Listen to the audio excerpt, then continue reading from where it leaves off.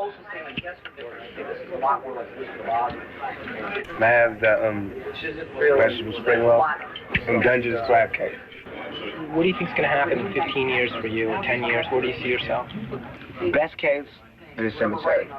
Not in the cemetery. Sprinkled in ashes, smoked up by my homies. Worst case, I mean that's the worst case. That's the worst case. Okay. That's the worst case. Best case, multi-millionaire, owning all of this shit, you know what I'm saying? Because anywhere else, if I was white, I would have been like John Wayne. You know what I'm saying? Somebody who pulled themselves up from their bootstraps, from poverty, from welfare. Now I'm kissing Janet Jackson, doing movies. I feel like a tragic hero in a Shakespeare play. You know what I'm saying? Oh yeah. I get around. I'm not really that educated, you know, and I'm not really a religious person, but I believe that God wants me to do something, and it has to do with thug life. You know, I want there to be a life for the street element, instead of we always getting shut out, you know, instead of defenseless, having power. Cause shorty wanna be a thug, said he wanna be, said he wanna be, said he wanna be, shorty's gonna be. Well, my mother was a woman, a black woman, a single mother, raising 2 kids on her own. So she was dark-skinned, had short hair, got no love from nobody except a group called the Black Panthers. So that's why she was a Black Panther. Because I don't consider myself to be straight, you know, militant. You know what I'm saying? I'm a thug. I'm a thug. And my definition of thug comes from half of the street element, just straight street hustlers, and half of the Panthers element, half of the independence movement. I'm saying we want self-determination, and we want to do it by self-defense and by any means necessary. That came from my family, and that's what thug life is. You know, it's the mixture. Machiavellian is Illuminati all through your body.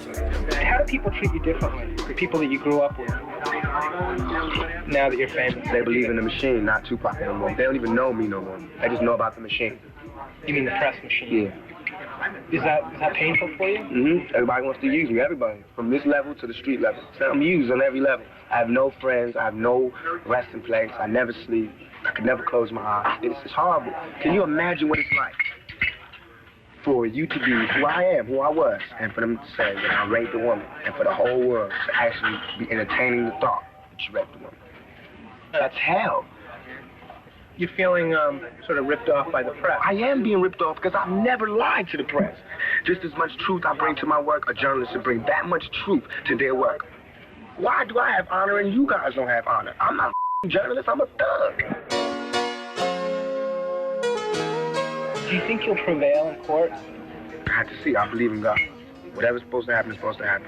But I cannot live in a jail cell. And that's why I don't rob people and stick up people. But for you to put me there and I didn't do it, I wouldn't go that route. I would die in jail. And that's what they want. They want for me to go through all of that, then come out, but I'm already dead. No creativity, I'm finished. There's a machine that I have nothing to do with. It's called the Tupac machine.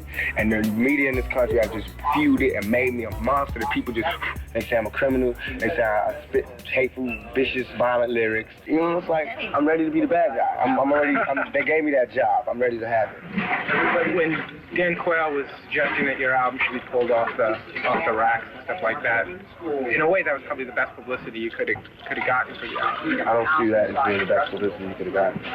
Who wants the vice president of the country that you live in, the country that you are ready to defend, to say that your music is not fit, without him even listening to your whole album, without him even have known you or to meet you, for him to just make that and say it out loud? You were hurt by that. I was crushed.